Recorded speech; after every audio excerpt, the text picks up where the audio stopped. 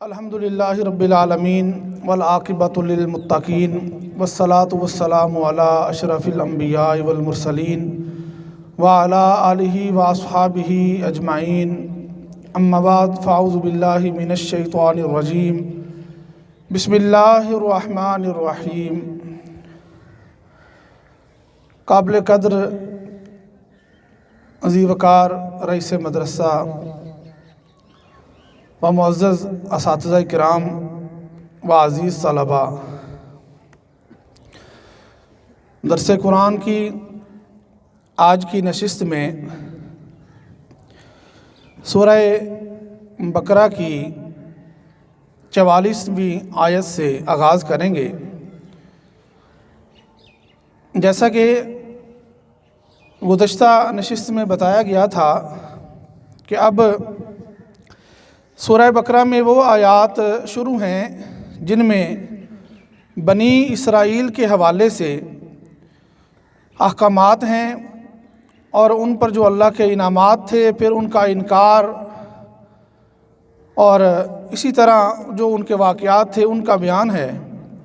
تو آغاز کرتے ہیں۔ اَتَأْمُرُونَ النَّاسَ بِالْبِرِّ وَتَنْسَوْنَ أَنفُسَكُمْ وَأَنْتُمْ تَتْلُونَ الْكِتَابَ افلا تعقلون، کیا تم حکم کرتے ہو دوسرے لوگوں کو نیکی کا اور بلا دیتے ہو اپنے آپ کو، حالانکہ تم پڑھتے ہو کتاب، اتنا بھی نہیں سمجھتے؟ علماء یہود لوگوں کو تو یہ حکم دیتے کہ تورات اللہ کی کتاب ہے اور اس کے ہر فرمان کی تعمیل کرو، لیکن ان کا اپنا حال یہ تھا، ذرا سا ذاتی فائدہ دیکھتے تو تورات کے واضح احکامات کو چھپا لیتے یا ان میں تحریف کر دیتے، ان کو بدل دیتے۔ بعض اوقات لفظوں میں تبدیلی کر دیتے اور بعض اوقات معنوں میں تبدیلی کرتے۔ حضور نبی کریم علیہ السلام کے بارے میں واضح ارشادات اور آپ کی کئی علامات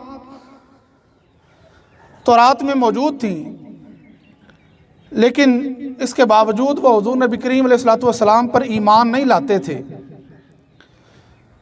تو الغرض ان کا یہ شیوہ تھا اور اس کے مطابق وہ عمل کرتے تھے۔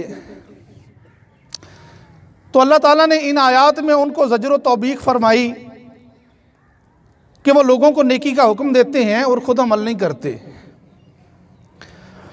اب اس میں صرف علماء یہود کے لیے یہ حکم نہیں ہے، بلکہ یہ آیت ہر اس شخص کو مخاطب کرتی ہے جو دوسروں کو نیکی کا حکم دیتا ہے لیکن خود عمل نہیں کرتا،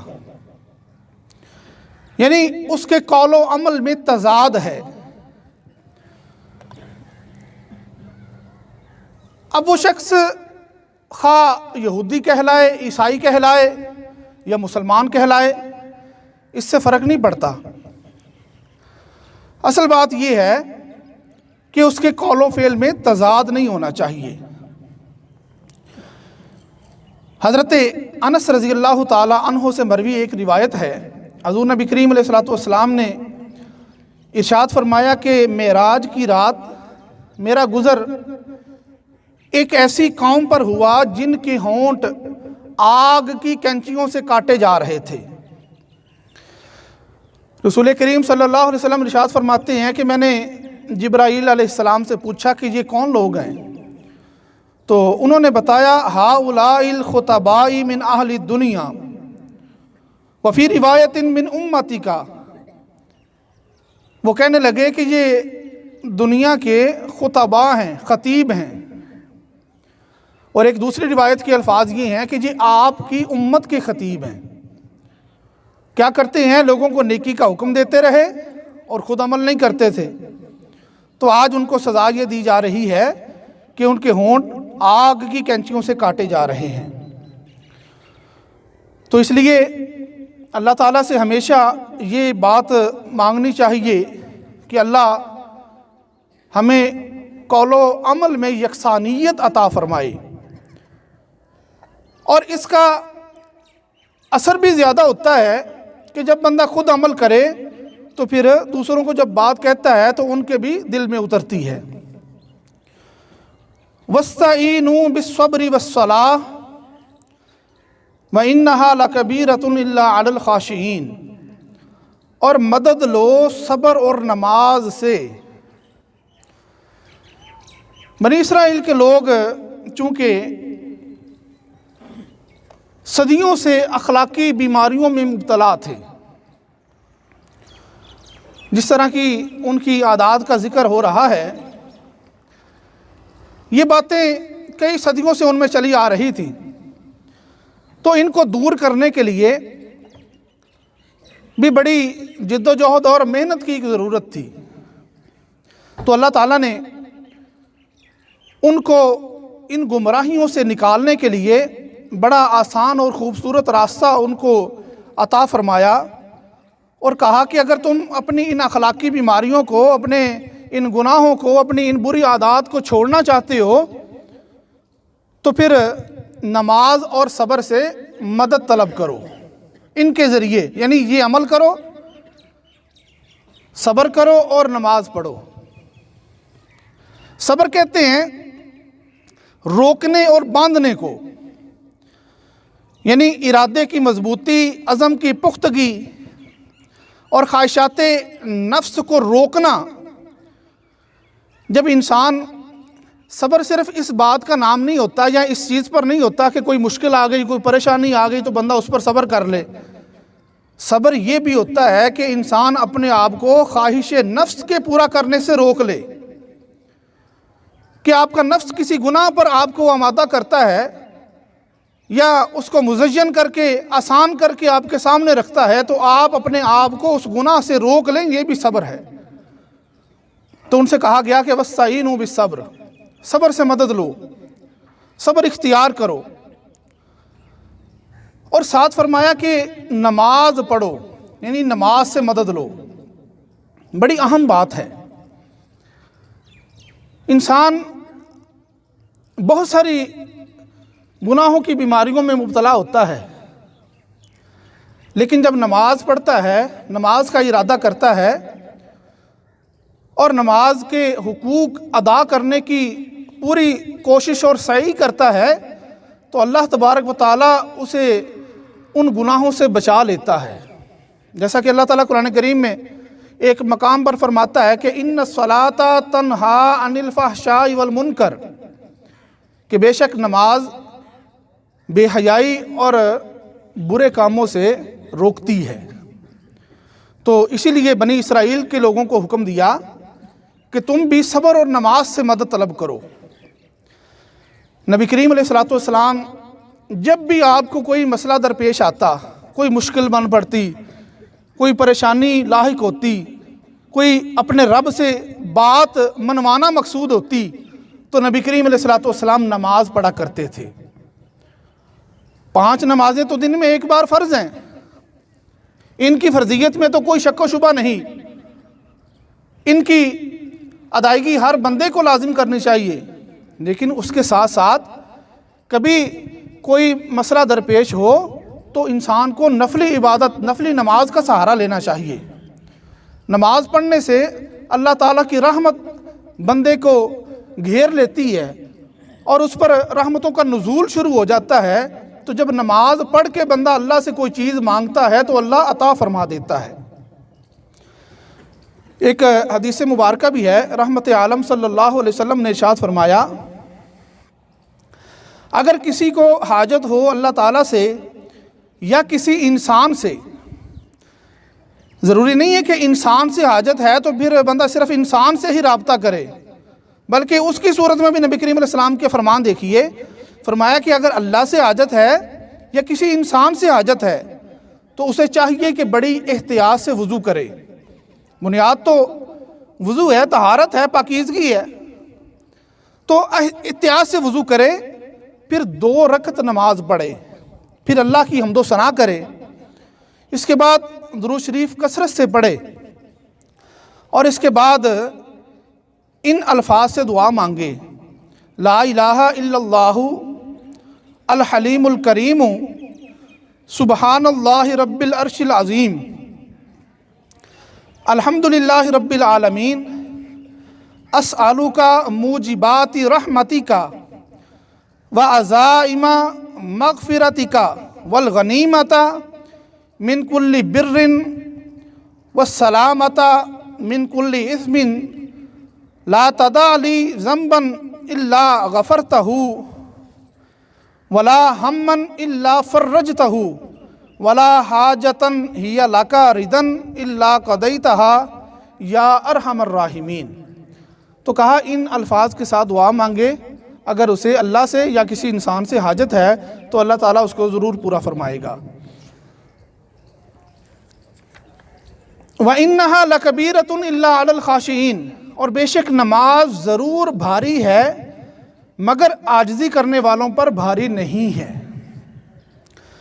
نماز بہت سارے لوگوں کو بوجھ محسوس ہوتی ہے، ان کے لیے بڑی جان کنی کا عالم ہوتا ہے جب ان سے کہا جائے کہ نماز پڑھ لو، اور دنیا کے کاموں میں مصروف رہیں گے، سارا دن کسی ایک ہی کام میں مصروف عمل رہیں گے اور یوں ہی بیکار گپوں میں وقت ضائع کرتے رہیں گے، لیکن جو ہی نماز کا کہا جائے تو ان کے لیے 100 بہانے کھڑے ہو جاتے ہیں۔ میرا یہ مسئلہ ہے، میرا یہ مسئلہ ہے، میرا یہ مسئلہ ہے، اس لیے نماز نہیں پڑھ رہا۔ تو اللہ تعالیٰ قرآن میں کیا فرماتا ہے کہ یہ بھاری ہے، لیکن کس کے لیے نہیں ہے؟ جو عاجزی اختیار کرتا ہے، خاشعین، عاجزی کرنے والے۔ الذین یظنون انہم ملاقو ربہم وانہم الیہ راجعون۔ اب جو عاجزی کرنے والے ہیں اللہ تعالیٰ نے ان کی بھی وضاحت فرما دی کہ وہ کون ہیں۔ فرمایا جو یقین کرتے ہیں کہ وہ ملاقات کرنے والے ہیں اپنے رب سے اور وہ اسی کی طرف لوٹنے والے ہیں، یعنی اپنی موت کو یاد رکھتے ہیں کہ ہم نے اس دنیا میں ہی نہیں رہنا، ہم نے اس دنیا فانی کو چھوڑ کر اپنے رب کے ہاں پہنچنا ہے، اس سے ملاقات کرنی ہے۔ جب ملاقات کرنی ہے تو پھر ہم سے وہ پوچھے گا کہ دنیا میں تم نے وقت کیسے گزارا ہے۔ تو یہ خوبی ہے ان عاجزی کرنے والوں کی کہ وہ اللہ کی ملاقات پر یقین رکھتے ہیں۔ تو ہمیں بھی چاہیے کہ اللہ کی ملاقات پر یقین رکھیں اور نماز جیسی نعمت کو قبول کرتے ہوئے اس پر عمل کریں۔ یا بنی اسرائیل اذکروا نعمتی التی انعمت علیکم وانی فضلتکم علی العالمین۔ اے اولاد یعقوب، یاد کرو میرا وہ احسان جو میں نے تم پر کیا اور یہ کہ میں نے فضیلت دی تھی تمہیں سارے جہان والوں پر۔ پھر اولاد یعقوب کا، بنی اسرائیل کا ذکر ہے اور اللہ فرماتا ہے میرے احسانات کو یاد کرو، میری نعمت کو یاد کرو، میں نے تمہیں جہان والوں پر فضیلت دی تھی۔ دنیا کی ساری قومیں، خاندان اور ان کے افراد اللہ تعالیٰ کی مخلوق ہونے میں اور آدم علیہ السلام کی اولاد ہونے میں برابر ہیں۔ اللہ تعالیٰ کے نزدیک برتری اور بزرگی کا دار و مدار وہ عمدہ صفات اور خوبیاں ہیں جن سے کوئی قوم یا فرد متصف ہوتا ہے۔ ہمارے معاشرے میں ایک تصور پایا جاتا ہے چودھری اور کمی کا۔ محنت مزدوری کرنے والے کو، مشقت کرنے والے کو ہم کہتے ہیں یہ کمی ہے، حالانکہ یہ جو ہم نے معیارات اپنے تصورات میں قائم کر رکھے ہیں اور اپنے معاشرے کا حصہ، اپنی زندگی کا حصہ بنا رکھے ہیں، یہ اسلام کے یکسر مخالف ہیں۔ اسلام کسی شخص کو چودھری اور کمی قرار نہیں دیتا۔ اللہ تعالیٰ کے نزدیک یہ فضیلت کا معیار نہیں ہے کہ انسان کہے کہ اس کے پاس مال و دولت زیادہ ہے اور یہ اللہ کے ہاں بھی شاید برتر اور اعلیٰ ہے، ایسی بات نہیں ہے۔ کسی خاندان کا فرد ہونا یا کسی نسل سے تعلق رکھتے ہونا یہ اللہ کے ہاں برتری کا معیار نہیں ہے۔ بنی اسرائیل کو اللہ نے کس لیے برتری عطا فرمائی؟ یعنی اس وقت اللہ نے ان کو برتری عطا فرمائی جب ہدایت بھی ان میں تھی، علم و حکمت بھی ان میں تھی، اور حکومت یہ بھی ان کو حاصل تھی۔ تو مجموعی طور پر اس وقت بنی اسرائیل کے علاوہ روئے زمین پر کسی خاندان یا کسی قبیلے کو یہ تینوں چیزیں حاصل نہ تھیں۔ چونکہ نبوت کا سلسلہ بھی بنی اسرائیل میں تھا اور بادشاہت بھی انہی کو حاصل تھی، تو اسی بنا پر علم و حکمت بھی انہی کا حصہ تھی۔ تو اس لیے اللہ تبارک و تعالیٰ نے ان کو تمام جہان والوں پر فضیلت عطا فرمائی، لیکن انہوں نے کیا کیا؟ اللہ کے اس اتنے بڑے انعام کو ٹھکرا دیا۔ ان کی غالب اکثریت نے اپنے نبیوں کی توہین شروع کر دی، ان کی تکذیب شروع کر دی۔ نہ صرف توہین و تکذیب کی بلکہ بعض انبیاء کو تو انہوں نے قتل بھی کر دیا۔ تو پھر جو اللہ نے فضیلت اور برتری ان کو عطا فرمائی تھی، اللہ نے اس کو واپس لے لیا۔ یہ برتری اسی وقت قائم رہ سکتی تھی جب وہ اللہ کے اتنے بڑے احسان پر شکر ادا کرتے، لیکن انہوں نے اس کی ناشکری کی اور اللہ تعالیٰ کے احکامات کو پس پشت ڈال دیا۔ تو اللہ تبارک و تعالیٰ نے بھی پھر ذلت ان کا مقدر بنا دی۔ اب اللہ تبارک و تعالیٰ نے یہ فضائل اور یہ برتری امت مسلمہ کو عطا فرمائی ہے۔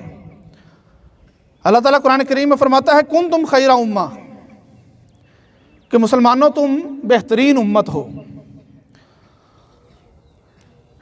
اب امت مسلمہ کو چاہیے کہ اپنی اس فضیلت اور برتری کو برقرار رکھے اور اللہ کے بتائے ہوئے احکامات کے مطابق چلنے کی کوشش کرے۔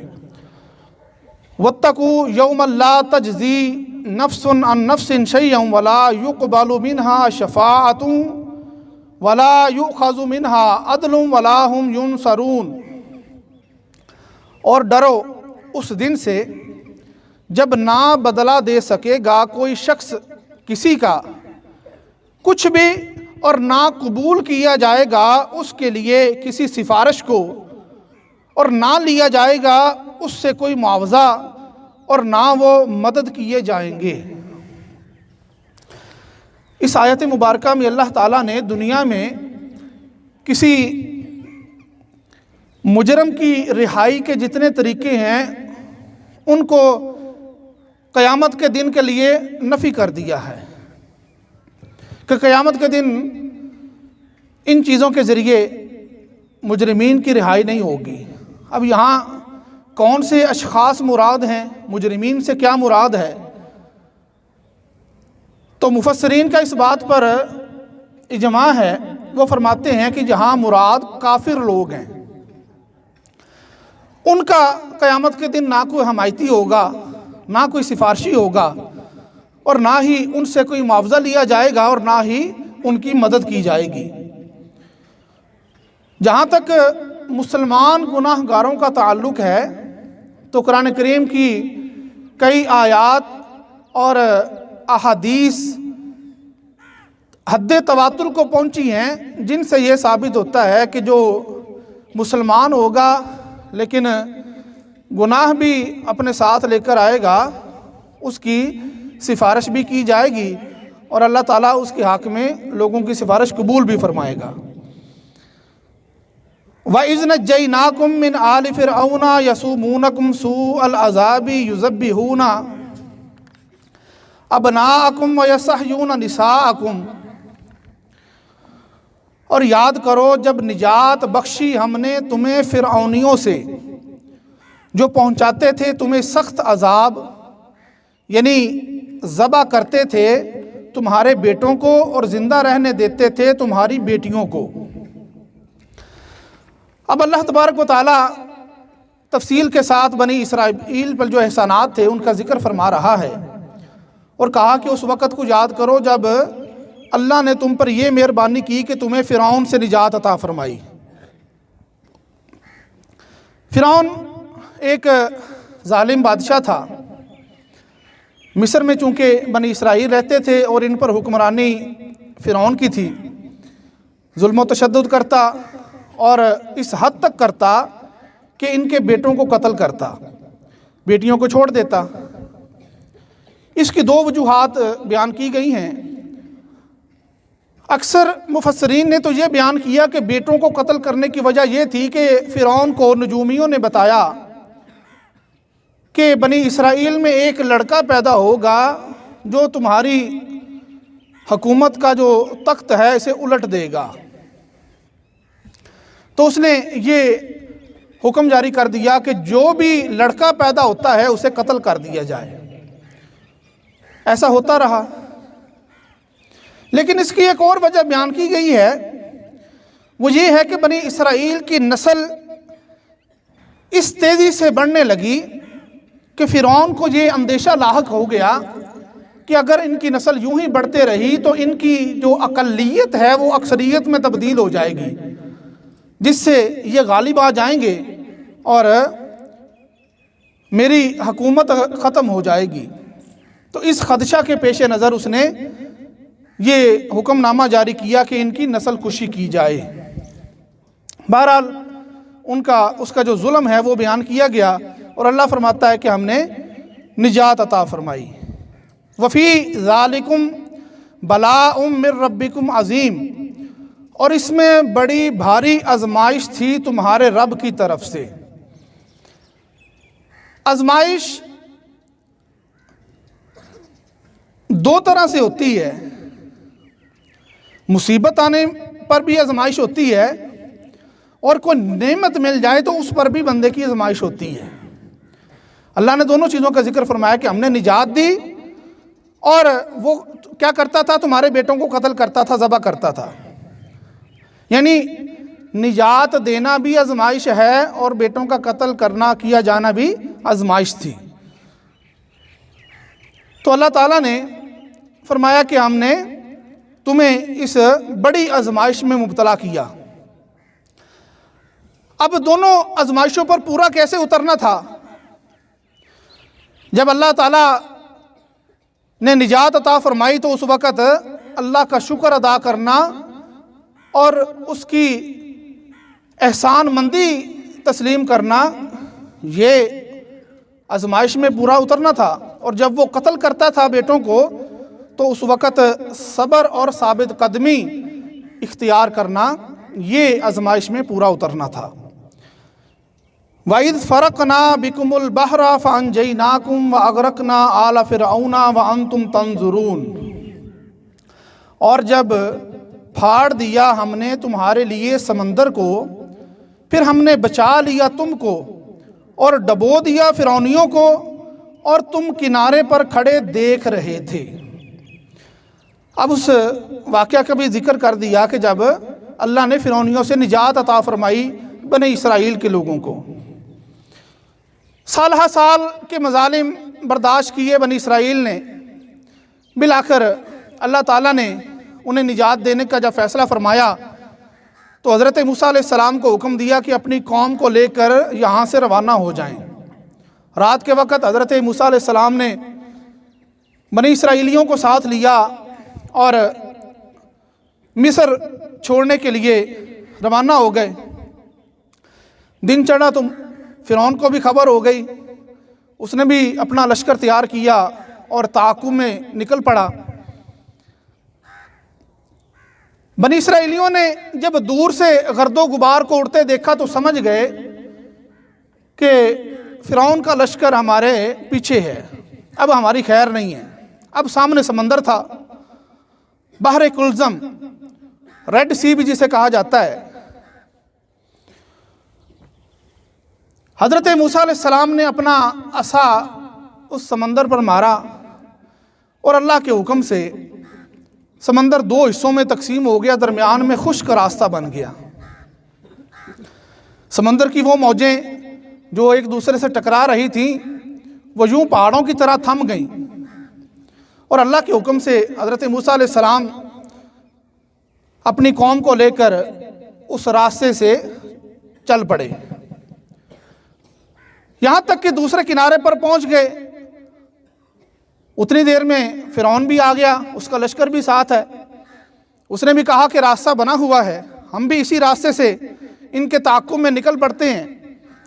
چنانچہ جب سارے لوگ فرعونی جو تھے ان کا لشکر پورا سمندر میں داخل ہو گیا تو اللہ تعالیٰ کے حکم سے وہ جو موجیں ٹھہری ہوئی تھیں، جو سمندر کا پانی رکا ہوا تھا، وہ پھر چل پڑا، آپس میں مل گیا اور وہ سارے لوگ غرق ہو گئے۔